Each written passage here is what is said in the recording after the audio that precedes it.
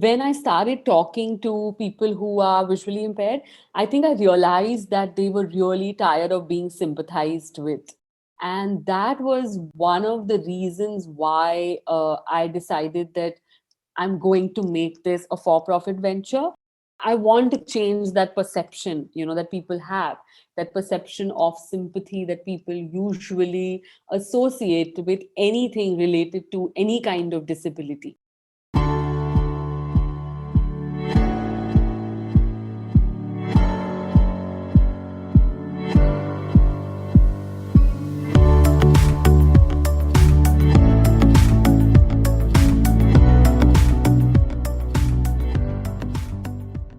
When we want to catch up on news, there are countless sources at our disposal. But what about those who are visually impaired? India is home to over 20% of the world's blind population.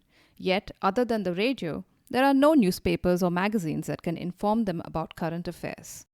It's this troubling thought that made Upasana Makati launch Whiteprint, India's first lifestyle magazine in Braille, in May 2013. Whiteprint became such a novel innovation that companies such as Coco Cola, Raymond, Tata Group, Mahindra Mahindra, and many others learned how to advertise in Braille. For her remarkable feat, Upasana was presented the First Lady Award by the Women and Child Development Ministry of India in 2018 and made it to lists such as Fortune India 40 Under 40 and Forbes India 30 Under 30. Hi, this is your host Mahati Rangarajan, and let's dive straight into this new episode of Maharani Talks. I'm curious about your name. I've never heard of it before. Makati, right? Yeah. So my surname, we are literally just one family. So I know I've got this a lot of times. And yeah, I'm super. I've not changed my surname even after I got married because I find it really unique. Yeah, it is. It's the first time I'm coming across such a name. Yeah. So it's a new year. How has it been? Do you believe in making New Year resolutions? Oh, not at all. I read a very interesting thing, like a comic strip which said, hey, what's a New Year resolution? And the other person replies saying, it's just something you follow till the first week of January. So I really don't make, because I've tried, I think all of us do, but I've never ended up following anything, so I don't do that because it's like unnecessary stress, Yeah. which I really don't want to go through, because you sort of start getting really harsh on yourself. So I'm okay. I just try to do the best I can every day, and I think that's fine. Yeah, same here. Even I don't believe in New Year resolutions. So if you wanted to make a change, why wait for the New Year? Exactly. Yeah. Yeah. When I came across white print, I thought it was such a cool idea. It's so nice someone actually thought of this because none of us think about it, right? We have so much of information at our disposal, Yeah. but what are the visually impaired getting the information from? Correct. How did you get the idea? It was literally a midnight thought, because I don't know why, but I just thought about, like when you walk into a railway station, you have those 8-wheeler stalls. And I've traveled by train for like 4 years of my life to go to college. And I don't know why, but just one night I thought about, because if I want to read, there are so many options available. If a sighted Yeah. person wants to read, you go to a newspaper stall or a bookstore, you have so much to read. And when you talk about a visually impaired person, I don't think you can walk into a store and get Braille books for yourself. So that is just that thought that I love reading my newspaper in the morning. It comes to my doorstep.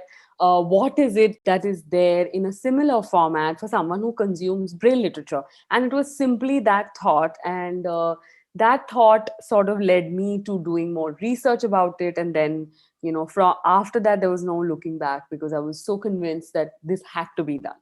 And you did not know anyone in your life, a visually impaired person, right? To think about something like this. Absolutely not. I don't have anybody in my family or in my friend circle, in my close network, who's visually impaired. So, yeah, it was for me, like diving into something that I haven't done before, because I wanted to understand, first of all, that what and why doesn't something like this exist? I wanted to understand, if I'm doing something like this, uh, will there be takers, you know? Yeah. So that was my sort of starting point, because I didn't want to, you wonder, right? Like, why for all these years there might not be something in Braille? Like, do people not read Braille? Is Braille redundant? So all those questions came to me as well when I was like about 23, when I started this, uh, yeah, but once I spoke to people who were visually impaired, and the National Association for the Blind was very kind enough to connect me to a few people who are visually impaired, to understand that their requirements, and to understand, basically get an answer to this question that I had. So I think once I spoke to more people, whoever I would go to, the first thing that they would say is, now that you've come to us with this thought, you make sure that you implement it. So that was my cue, and within 3 months of doing this research and back and forth, I decided to quit my job and start the process of creating white print.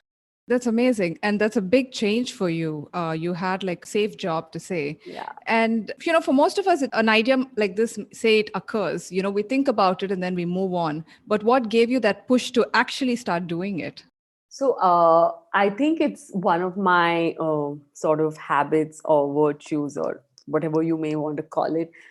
If I think about something, I really have to do it. Like, I can't sleep if I don't do it. So it's good and bad at the same time, because I think all the different products that Whiteprint has come up with, and we will talk about it in the due course. Yeah. Uh, have been a result of that instinct, that I really like to follow, because I feel like that doesn't lie to me. If I feel very strongly about something, I need to do it.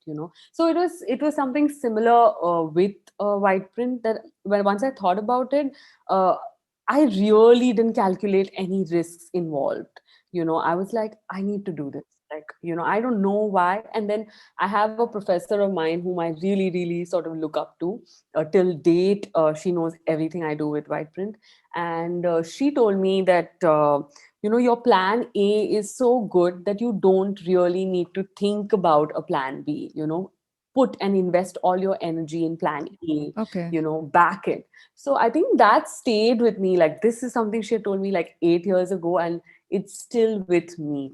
So I think I believed in it. And yeah, there were like horrible patches where I was not getting my title to start with. I didn't have a starting point. And I had two rejections. And in the third one, I got lucky. But that didn't sort of stop me at all. Like, of course, I was crying, and, like, being a 23-year-old, anyway, you have like, because you're seeing your friends who are, who have good, comfortable jobs in terms of financial stability, etc. But I think I realized that I need to stick with this idea. It's good you did. But I'm curious, why was the first two titles, rejected? Because this is such a novel concept. Yeah. So basically, when you register a title in through the press registry in India, there's a website that sort of shows you the titles that are available, and you enter your word, and they'll show you it's available. But when you apply for it, there is a possibility it gets rejected, and this process takes about 1.5 months. It's not that simple and quick. Oh, So you submit 3 entries, and then they'll post a letter saying either it's rejected or it's accepted. And for me, the first two times, like, it got rejected, because if there is a same or a similar title used by somebody in another part of the world, you cannot access it, right? So that was the whole process. And I did try a lot of names. Like, I think you submit 3 or 5 names in one attempt. And so after the 10 names that I put in, the third attempt was white print was my first preference in the third attempt, and then we got lucky and we got the title. And once you get the title, you have 3 exact months to come out with the first edition of the magazine. okay. I like the title name, White Print. How did you come up with that? It was given by a very close friend of mine. Okay. Yeah. um, so, what were your initial struggle? What was your initial challenge? I think the whole, I don't call it a struggle, but I think it was a great, tedious learning process, because I had no idea, about anything. Forget running a business, but I had no idea. I didn't have a case study that I had to follow. I think it's a plus and a minus at the same time. Like, you don't know what works, what doesn't work. Because there was no one who had tried Braille advertising earlier. So for me, it was starting from scratch, like talking to people about Braille, telling them about this new concept, and then of course, marketing people straight away take you to ROI. And I couldn't talk about ROI right now because it was not a tried and tested concept, and Yeah. it cannot be because I don't have a competitor even. So there are a lot of factors. So I think finding the right people to talk to about this whole idea was a very big challenge for me. I had to I started talking to like the lower sort of qualifications, I mean the designations. And then I realized very soon in my journey that this is a new concept. It had to be spoken with to the people at the top, because it's innovation. Yeah. It's not your regular marketing that you can do. Like, what I tell brands is that if you advertise with us, there's goodwill involved. There is it shows on your brand value that you care about being inclusive, you care about your brand reaching out to different communities in the country that you have ignored in the past. So that for me was very important. That And it took a while. Like, I had to write about 200 odd emails for me to even get one response from the Raymond Group. The marketing head of Raymond Group did respond to my email. And he called me to his office the very next day. And I sort of told him about everything. He grilled me for about 30 minutes, and then we got our first ad, in the very first edition. That's great. So yeah, it was a struggle, and it is still a struggle, of course. With the whole COVID time, with the whole COVID crisis, it's become even more tough. Yeah. But I think we've managed, because touchwood, we sort of sailed through 7 years of being in press. So I believe that people are sort of warming up to the idea. People are understanding the need of it. And rather than calculating, oh my god, how much am I going to get in terms of sales if I advertise in this. And we've had really good brands that have associated with us in the last 7 years, like right from your Coco Cola to Vodafone to the Mahindras, the Tatas, Yashraj Group, so Pidilite, so we've had really good names that have worked with us. So that does help me. Yes, it does help me reach out to the next lot, but it's not easier even after 7 years. Yeah, I can imagine. I mean, is it still White Print is still the only Braille publication in the country? Yeah. There are newsletters, like Reliance came up with a Hindi newsletter, I think about 3 months after I launched. So there are newsletters available in different languages, but there is no magazine. There's no monthly magazine as ours till today. Okay. And I read that you wrote an email to Mr. Ratan Tata and he actually replied to it. That must have been like a big high, right? Oh God, yeah, yeah. Tell me about it. I mean, I just sort of took a chance. Like I said, I let me write an email. What will happen? What's the worst outcome of an email? No response. So I said, let me write an email, and then he happened to respond to it, and I was like over the moon. Like somebody believed in you, and somebody was no one but Mr. Ratan Tata. So Yeah. it was a big high, and I still love it because. I think every time there's a low, I think about these moments. That he believed in the idea, so there's something about it maybe, and he believed that this would work, and that was enough for me, and that is enough for me to sort of keep going when things are getting really crazy. How about on the editorial front? How difficult was it for you? Because I'm guessing you didn't have prior knowledge about obviously putting a magazine together. So, how hard was that aspect? I think that was the easiest aspect for us because I mean I've studied journalism. I did my bachelor's in journalism, Okay. so it was easy in terms of because I was literally taking help from my friends, and we would all, like, for the first 3 months, I think all of them pitched in, and that was, I think, the easiest part for us. Like they would help me on weekends, and some of them still do. And they would help me even go through plans, etc., of what I've decided for the magazine. So I think that was the easier bit, and I also took the liberty of writing to good writers, because I wanted bigger names to be attached to this, and I in a similar way I wrote to Barkha Dutt, and she wrote us, and she gave us a column for like 1 year.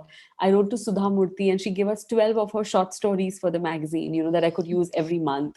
So, I mean, we've really been lucky in that way, because writers and contributions from people has always been pouring in, because everybody wants to be published in something in a different format. Yeah. So though I've never been able to pay people to write for the magazine, because we're still struggling in making ends meet in terms of printing costs, but we've been lucky, like we've been really lucky in sort of getting good writers and very good content. I think that's one of the differentiating factors, even with the newsletters that exist in the industry. But we have different content, like for instance, for the longest time, Caravan magazine was giving us articles, and they interviewed us, and then they were like, oh, we love the concept, please feel free to use content. Like, that was a big thing for me, because I think Caravan is like one of the biggest, I mean, the one of the best long forms journalism magazines in India. Yeah, I agree. Yeah, like I love it. So I think that in that way we've been really, really lucky. Okay. I mean, considering that your magazine kind of targets from a very young age to very old age, Yeah. is it hard for you to, assimilate all that kind of information that will, be of interest to everyone? I mean, it's not, it's interesting, it's challenging, because, of course, we can't be printing things that maybe a 15-year-old shouldn't be reading, but our topics are really like sports and culture, short stories. We do deal with bigger, important topics like the environment, menstruation, like sort of busting myths about these things. And I think these things all of us need to read, right from a young child to an adult. True. If we are doing a political column, we'll make sure that it is simplified, that even a young child might be able to read it, because it's important. You can't sort of be a 15-year-old and not know about what's happening in the world. So we make sure that there's a good mix, that if you're not in a mood to read something very heavy today, there's something for that as well. And then now we've made it a point to talk a lot about the environment. Okay. We've collaborated with this platform called Eco Spotlight, and they've been giving us very, very interesting interviews with people, with change makers, and simplifying difficult terms that are used during describing or talking about the climate crisis. So I think, like for instance, the January edition was, we wanted to start the year talking about the environment, about Earth. Where are we going wrong? What are the farmers talking about? Yeah. What are the challenges? How you can do something at home, like make your own bioenzymes, for instance. How can you take those smaller steps? So we did an entire edition dedicated to the environment. So that's something even an older person will find interest in reading, and even a younger person. So I think that's what we try and do, like, get topics that sort of interest people across the board. Okay. What has the magazine reach been like? It's going to be 7 years in this May, right? Or 8 years? Yeah, 8 years in this May. Yeah, the lockdown sort of simply seems like, I don't know how I many know. eons have passed, but yeah. Yeah. But yeah, I mean, we've been able to garner good reach. Like so we used to print about 350 copies before the lockdown. Post the lockdown, we've had some corporate sponsors that have sort of taken back the sponsorship. So we've gone to printing about 150 copies now. but we're happy with it. Like because our reach is phenomenal in terms of our individual subscribers also are in very very small towns and villages in the country. Yeah. But and we also have people like the IIMs and national libraries that are still subscribing to the magazine.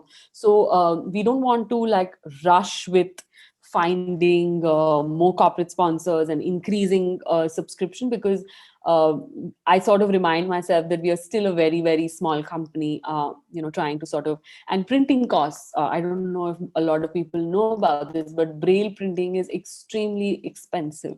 That is something that we really really, for instance, if we charge about 360 rupees to a subscriber, we end up spending about 2,500 printing that annual Oh, subscription. So that's the gap we try and fill through advertising revenue. And because of the current situation, we are sort of struggling to get that. But to tackle that as well, just take 1 month, one edition at a time. We came up with I thought about this really crazy thing, that I'm like, okay, you know what, like right now I'm not able to get the bigger ad revenue, so why not give smaller brands a chance to advertise with us at just 5,000 rupees. okay. So even for a mid scale business, 5,000 might not pinch, but they'll also get an opportunity to innovate with something that they've not done before. And we've got at least an advertiser a month, in that way. So I think these smaller steps, and understanding that these smaller steps are important in such crisis, and not looking for the bigger piece of the pie right now. I think that is what has helped me survive post the crisis. That's good. You're targeting them as well. So the last year, it was difficult for white print to be printed and distributed, is it? Yeah, I mean, we couldn't print for about 6 months. Like, yeah, we couldn't because the press was shut. The press was completely shut, and then once the press opened up, also the postal services were not working at 100%. And very important to know that Braille literature is free of postage in our country. Okay. So we can literally send it to any part of the country without paying any postage. So because of that, the postal services resumed very late. So I think September was the first month we could start printing again. And can I ask, how do you get the word out? I like that in the beginning, when you first started White Print, you worked in a PR firm, so you knew how the machinery works. Yeah. So I like the way that you started sending out emails to all the media houses to push yourself out there. You marketed yourself. How do you get the word out now? I still do that, and luckily for White Print, there has been some of the other media coverage that has just come in after all these years. For instance, yeah, in August, like out of in the middle of a lockdown, Dubai was doing something about Indians who are making some change in the country, and they printed about us. So that has happened consistently without me trying to push it anywhere. But yeah, now I'm using a lot of more social media to like make videos and try to bust myths, Okay. and use that medium as well, hand in hand with the regular media and regular press that keeps happening here and there, on its own. Like for instance, the 5,000 rupee initiative that I spoke about, Midday in Bombay really found that interesting and wrote about us. So I think that way we've been lucky that consistently we get covered in different parts of the media. That's good. And when you talk about myths, right? Yeah. What is it that you think people should know about the visually impaired? Lot of things. Absolutely. One is that the visually impaired use social media. Like they definitely do. They use every other app that a sighted person might be using, right from your Facebook to Instagram to LinkedIn, all of it. Secondly, a lot of people ask me this question: oh, do they use online transfers? Like, do they make online transfers? And uh, like 90% of my subscription amount comes through either an app or a direct bank transfer. Okay. So that is another bigger myth that people have. The third thing is Braille is redundant, is what people think most of the time. And why do you need to print in Braille if there is audio as an option available? And like I that's one question that really sort of bothers me, because I would be like, why do the sighted still have books and newspapers and magazines if you also have audio as an option? you know just because Yeah. somebody is blind does not mean that that person doesn't consume content in multiple formats. And Braille is one of the way that they consume content. And then people would say like, oh, but is Braille redundant? And I'm like, yeah, Braille is not redundant, but only because nobody is taking the effort to put things out in Braille is why things don't exist that commonly. So there are a lot of things like that one needs to sort of pay attention to. So I try to do that with my videos on Instagram and LinkedIn, that I talk about these things, normalizing sort of disability and talking more about inclusion. Like, do visually impaired people play sports? Yes, there are, like, there's a video about that I only talk about that. That yes, there are a lot of sports that are played by the visually impaired. They just doesn't get mileage. Yeah, exactly. And actually, that was an interesting point you made because I was watching your TED talk. And until you mentioned it, I didn't realize it. Currency notes, they don't have like Braille on them, right? Yeah, I mean, how would the visually impaired know which currency note is it? So, unless you mentioned it, that's when it struck me. yeah. And it's so funny when I was like, doing research for this interview. It was when I started like looking into my iPhone and seeing how is it actually useful is it for someone who's visually impaired. And I was going through their, apps and they had this voiceover and all that. So it's only when something like this that I realized, right? I think, like, what I also tell people is it's absolutely fine, like, we don't need to be like completely aware about what's happening or what is being used, but at least let's try and be a little more mindful, that why do we always need to create something and then look at, oh, whether it's inclusive or not.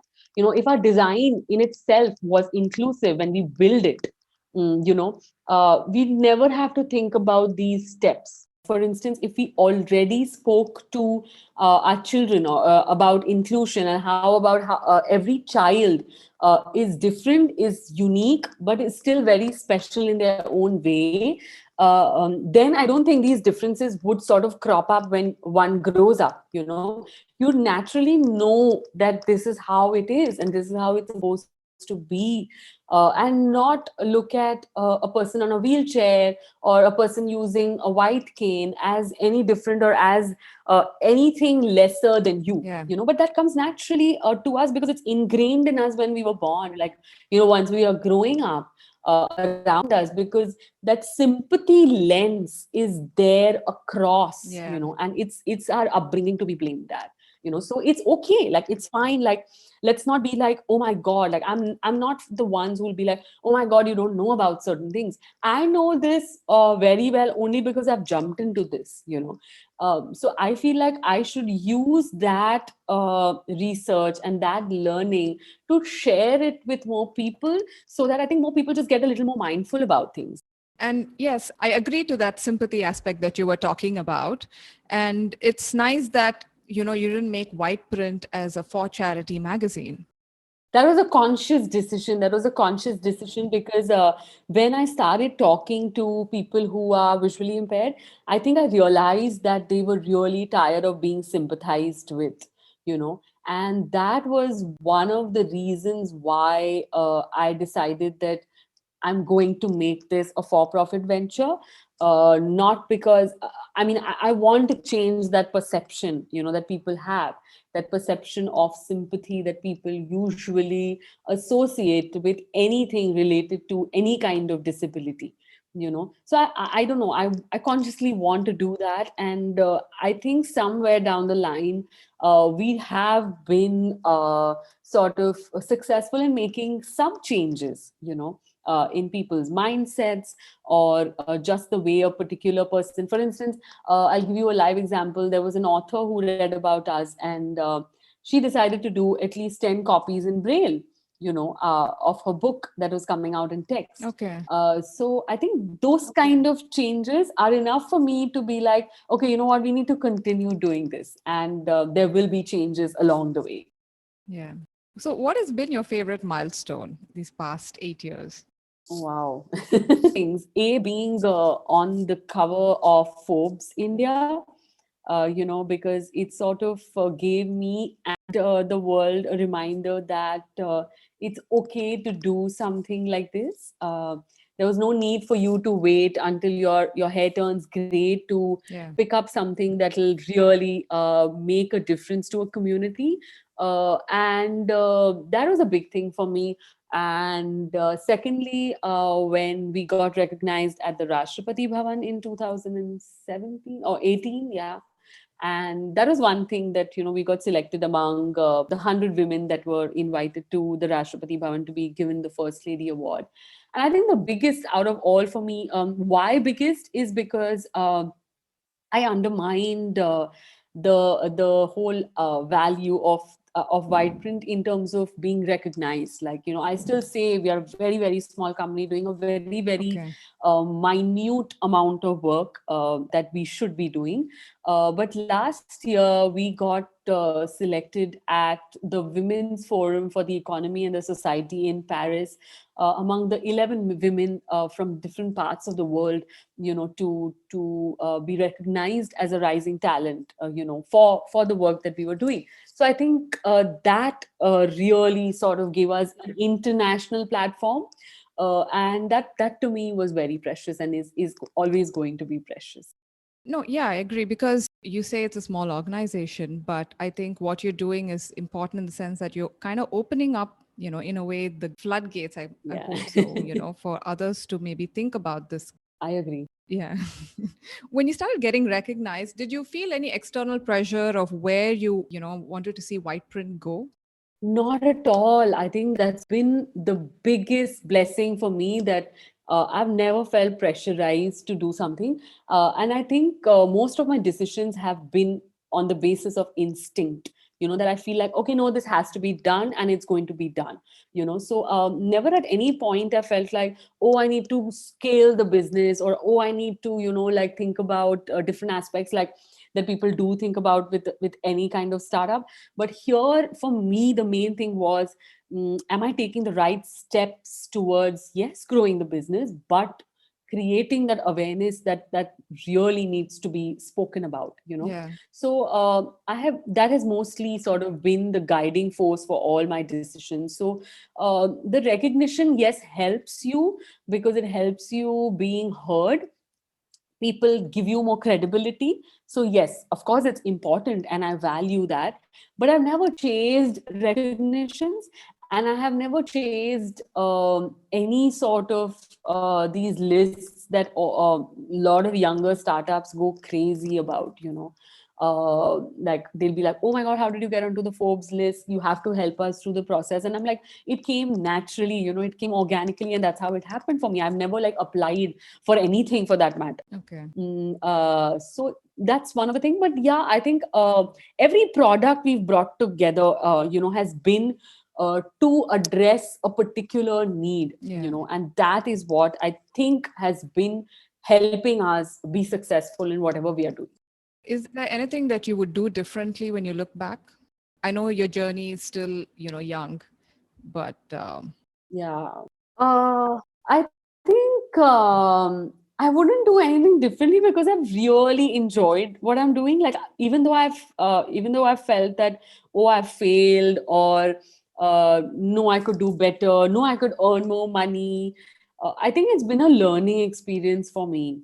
It's been very, very uh, gratifying in the most beautiful ways, that I get to learn so much. So I don't think I'll do anything differently. I think I love the fact that I get to do, and I get to make decisions, and then I get to realize whether it was right or wrong, or just sort of weigh it out in my own way.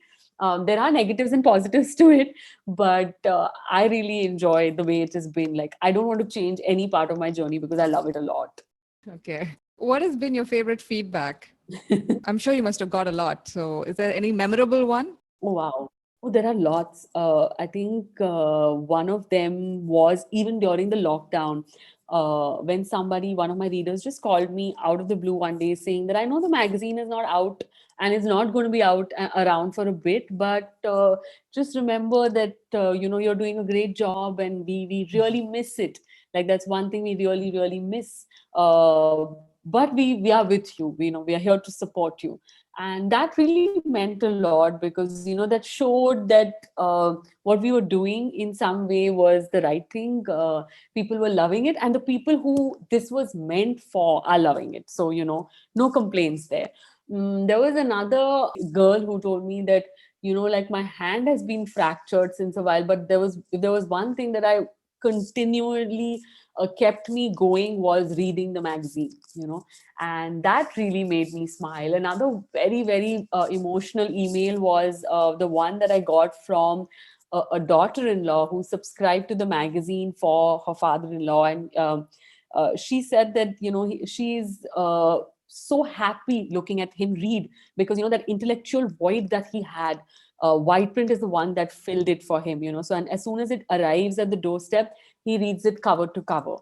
So that for me was very beautiful, and I cherish it. Yeah, that's a very sweet things to hear. Yeah. Have you ended up learning Braille as well? Out of curiosity, I want to know. No, so I tried. Yeah, I did try. It's very tough because I end up reading with my eyes, and one of my readers was helping me do that. And she's like, "Hey, you're reading with your eyes, and that's never going to be like. You have to use your touch." And sighted people do not have stronger touch because we have exploited our sense of sight so much, that we fail to sort of give importance to any other sense that we have in our body. But I do keep trying to learn. Like I know what A is, what B is, etc., but I can't read as fluently. And like somebody from NAB, at the National Association for the Blind, told me that if you're going to do all of it, then what are we going to do? Like let us do something. This is where we have our expertise in. So leave something to us. So I absolutely don't have any issues with that because I anyway have a plate full of things. So yeah. Yeah. And they read really fast. I mean, I've seen, seen videos of it. They like really glide over so fast. Oh yes. Yeah. How do you think white print has changed since its inception? In terms of the content or just the company? Content, the company, the team that makes up the magazine. Yeah. So, in terms of content, I think we have adapted with what the requirement is. And that, for me, I think is a very important sort of change that needs to happen. Uh, and in terms of the company, um, we are still a very, like, I finally since January have help in terms of Geeta, who used to be a contributor to the magazine. I just asked her very casually one day, I'm like, can you be the associate editor for the magazine? I really have my hands full and I could do with some help. So she has taken over as the associate editor for the magazine. So yes, I do have help finally now. That's good. But apart from that, I don't really have a team. The marketing, the innovation part of it, or coming up with newer products is still all of my responsibility. Okay. So yes, it's going to take a while for me to be able to hire someone. I'm still not in that position. There are times, and I think I haven't yet cut a salary for myself in the past 7 years. So Oh, yeah, times are a little weird, but I think we are surviving. that's hats off. I'm sure it must have been very difficult. Are you thinking about funding? No, I did go that route once to attempt to find whether people would want to fund something like this. But as you know, the trend is more towards technology-driven apps, and technology-driven companies. Yeah. So I did try asking a couple of people, and they were like, "Okay, why don't you just start an app on the side, and maybe that'll get you funding." But my heart doesn't sort of want to do that. Like, I want to stay true to what I started with and what I believe in. and I think keep solving those problems. And I think sort of ways just open up, like I got into children's literature in 2018, Yeah. and I think that has been one of the most exciting things that we ever did after the magazine itself. So the first book came out in 2018, and that book was available and is available, sorry, in text, in Braille, in as a sign language video on YouTube, and also as an audiobook. And then during the lockdown, I did another book called Flowers for Sinena, that is available as a digital copy.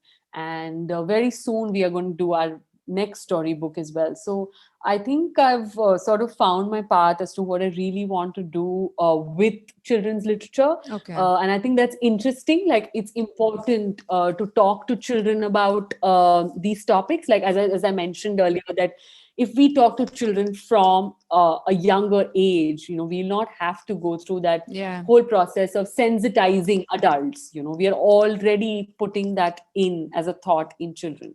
Have you thought about tying up with children book publishers? No, I self-publish, and I love that. Like, I put in all my money and I publish and then I sell, and that's how it's been. Okay. I mean, you also brought out Tactabet, right? We did that in 2016, and that's a Braille tactile alphabet book that is done in a technology called Poly Braille, and nobody does that in India. And we used to have only one printer printing that, but unfortunately, even they have shut shop now. So I am in the process of trying to create it from somewhere else, because India now does not have any printer. There used to be just one, and he's shut shop as well. That's kind of sad, yeah. Yeah. I wanted your viewpoint. You've been a social entrepreneur. Mm. How is it viewed in India? Like you said, it's not seen the same way as tech companies that are going for a certain valuation and IPOs, and Yeah. social entrepreneurship is sadly like, it's kind of left lagging. What do you think needs to change? I think the mindset of people, like, I think we get so consumed by something that we fail to realize the importance of the other aspects. Like, for instance, I remember when I started out, there was a company that was starting out at the same time, and they were also a socially driven venture. And just to get the funding, they had created an app, etc., to lure funding, and they did end up getting funded. But after a point, they lost that as well. Okay. Like, our country is still not mature enough to understand the importance of these things. So I think mindset is the most important thing, which is why I do a lot of talks, I do a lot of corporate talks, I do workshops as well. And I am now training to be a certified accessibility specialist, just to sort of bring that as a dialogue among people, because it's important. Like, Yeah. I think once the mindset changes, a lot of it will change. So for instance, I think, just to give you an example, as to, like, I kept talking about this. I've been talking about this since 2013, and we even did a song called "B for Braille." It's a music film that's available on YouTube. Yeah, I seen the video. Yeah. So we did that, and after about 3 years, uh, Yashraj Films actually called us saying they wanted to advertise with us. So that has never happened. That a Bollywood film wanting to advertise with a Braille magazine. Nobody had even heard about that. Yeah. And the very next day, I see that they've advertised with us, and then they've also put it in the papers that we advertised with a Braille magazine, and Shah Rukh Khan wrote this letter to his visually impaired fans. And I'm like, see, this is the kind of change we are talking about. Like, even if they did it as a publicity stunt, like, I have zero issues with that. Like, it's okay, but it at least made them think a little differently. And that is what is important. But, even now, in almost 8 years, you're saying it's still hard to get advertisers on board. Yeah. It must be a constant battle for you.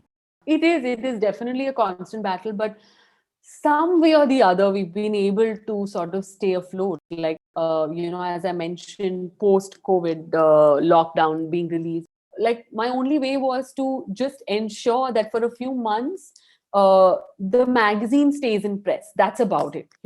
And that is by the 5,000 rupee ads. Yeah. Why not? Like, just innovate. And I think social entrepreneurs will have to do that, like, because traditional platforms are not as accepting, as they should be.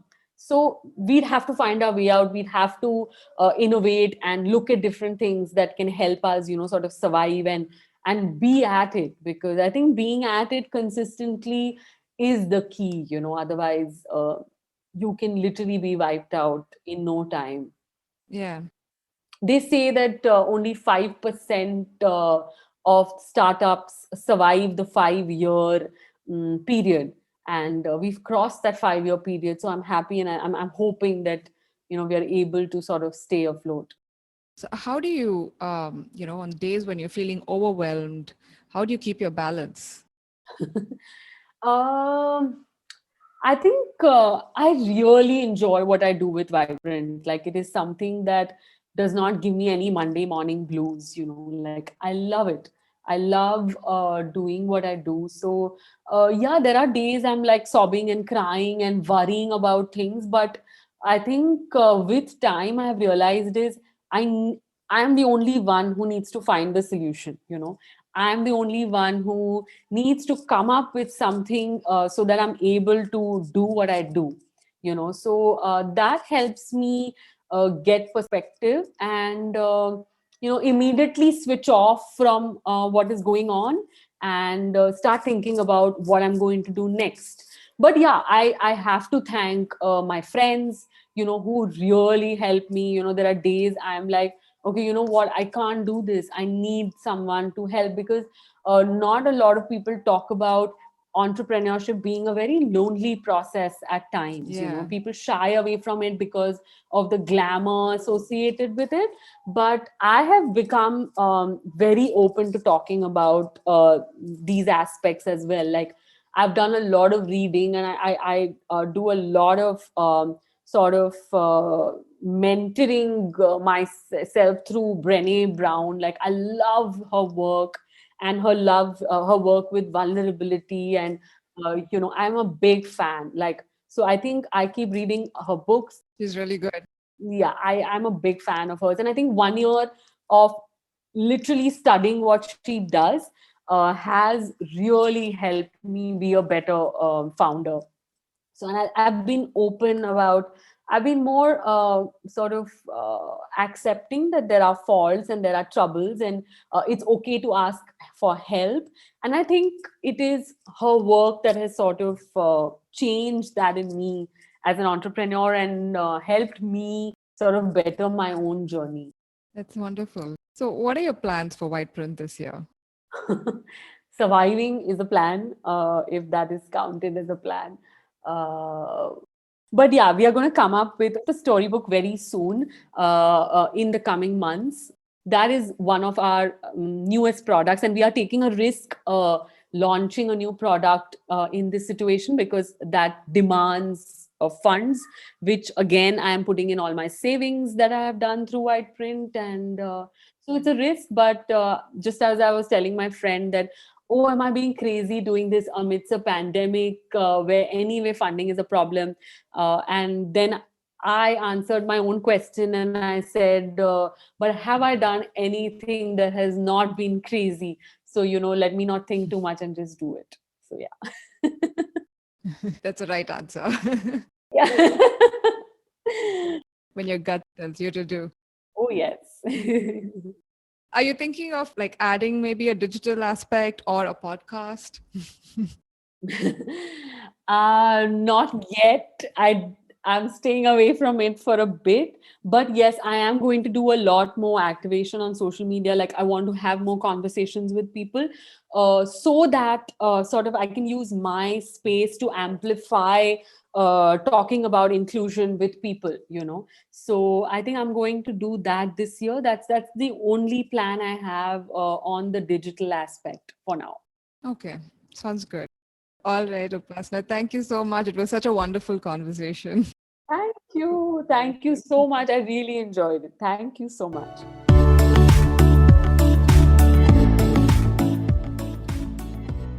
Thanks for listening. If you want to know more about Whiteprint, do check out the website whiteprint.in. Thank you.